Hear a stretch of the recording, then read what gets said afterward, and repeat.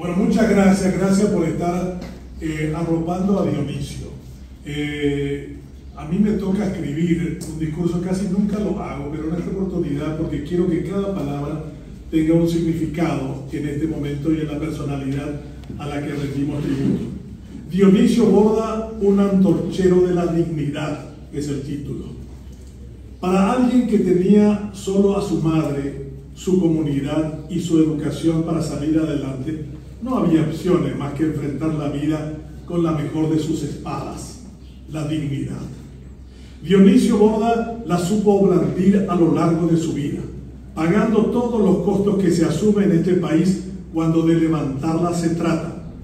Vivió una parte de su infancia en su natal San Juan Bautista de las Misiones, donde las enseñanzas de Monseñor Bogarín calaron profundamente en su carácter y su espíritu.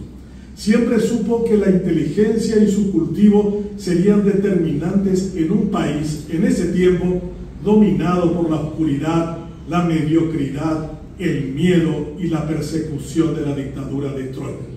El mismo régimen que se encargaría de recordarle muy poco tiempo después el costo que pagaban los hombres dignos como usted. Abrazó los estudios de ingeniería agronómica en la UNA y ahí profundizó su siempre presente preocupación por la forma de vida que tenían muchos compatriotas que hasta hoy forman parte de esa legión de desheredados de las oportunidades.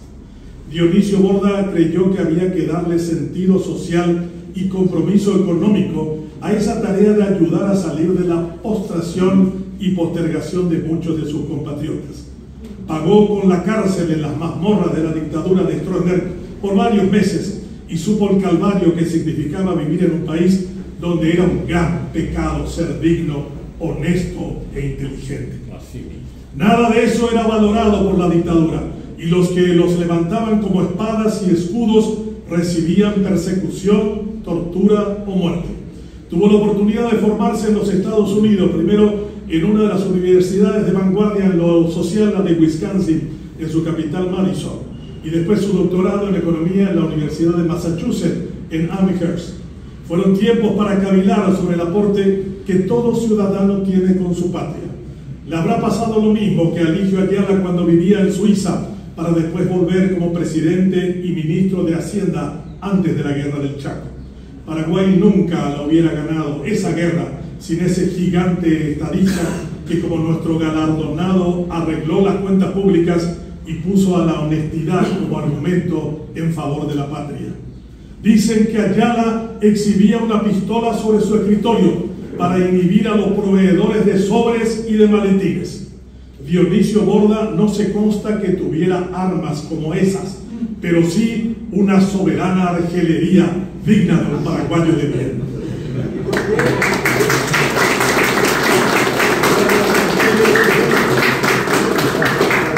El retorno a la democracia de 1989 nos trajo a todos un gran entusiasmo y el doctor Borda no se quedó en la cátedra ni en los centros de estudios como el CADEP, donde él profundizó en debate acerca del rol del Estado, el de los empresarios y las urgencias sociales y económicas que habría que acometer. Cuando tuvo la primera de sus oportunidades, arregló el desastre dejado por el gobierno de González Macri, que puso en default al Paraguay. Sacó sus mejores virtudes de argelería, en el buen sentido de la palabra paraguaya, para cuidar los cofres de la hacienda pública. Buscó mejorar un Estado dominado por la mediocridad, la codicia, el despilfarro y la corrupción. Menuda tarea la suya.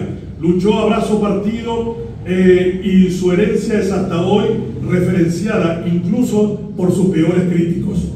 Retornó de nuevo como ministro de Hacienda en una segunda oportunidad y siguió siendo el mismo ciudadano, con las deudas, concentrado en el gasto público y buscando la eficacia de gestión de los recursos de la hacienda pública. Honor a aquellos que, si no saben administrar lo poco, nada sabrá de hacerlo con lo mucho.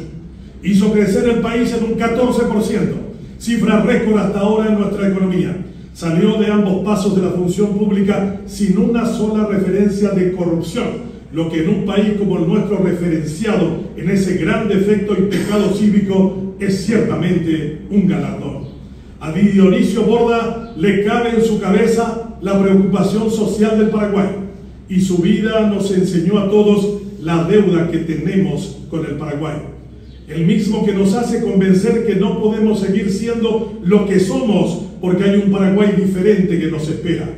En los tiempos de los sobres con dinero, las comisiones de los contratos públicos o el robo anual de casi 2.000 millones de dólares, Dionisio Borda es todo lo contrario a ese modelo decadente y es desde hoy sostenedor de una antorcha compartida con su pueblo de sus mejores valores, los mismos que le fueron enseñados por su madre, su comunidad, sus amigos, colaboradores y admiradores que hoy lo acompañan.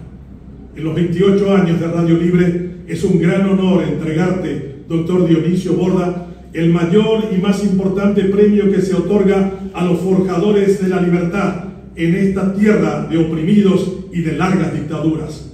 Uno más que nos ayudó y nos ayuda para otear un horizonte claro y mejor en medio de la oscuridad y de la mediocridad.